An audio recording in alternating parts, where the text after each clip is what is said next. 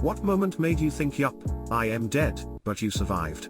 I was choking on food, almost a full blockage and couldn't get any air in. After several attempts to get it out, it sunk in that it was really lodged in my throat and I was screwed. Started to feel dizzy and everything moved slowly. I remember thinking what an embarrassing way to die and that I didn't want my kid to be watching. It was at breakfast.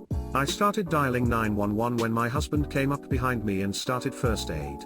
He got the blockage out and I started vomiting everywhere. It was very intense. I still went to get checked by a doctor to make sure my lungs were clear because I felt dizzy for hours after and my throat was raw. Took a day or so to heal. He 100% saved my life.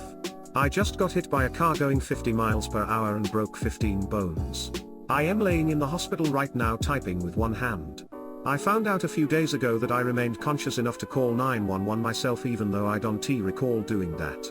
Pretty much the only reason I am alive is because I didn't injure my head. Car accident. We hit a patch of ice and went over a guardrail and off a 40-foot cliff. I knew was dead the moment I pulled my leg free from the piece of door stabbing through it and the blood came out like a faucet. I figured I could at least climb back to the road for help before I passed out, so I did. I flagged down a passing truck and passed out and died in the ambulance before they brought me back. The firefighters used my blood trail to find my friend's car, which saved his life. So mission accomplished. Briefly trapped under the raft while in rapids whitewater rafting. Didn't get the breath I thought I would when my head hit the bottom of the raft. Thought I was a goner. A second later I was to the side of the raft and only mostly still freaking out. House explosion, 3 years old, Edmonton, App. I vividly remember standing next to a stove that someone was fixing in the basement apartment of my dad's friend's house, who we were visiting, and next thing I was opening my eyes in the daylight outside.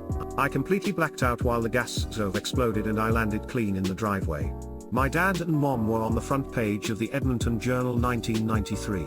I remember distinctly thinking the brightness was heaven, and that I had died and fell into heaven. My baby sister had died several weeks prior to SIDS and my mother and father had to explain where she had gone and I thought I was in heaven but it was the sky.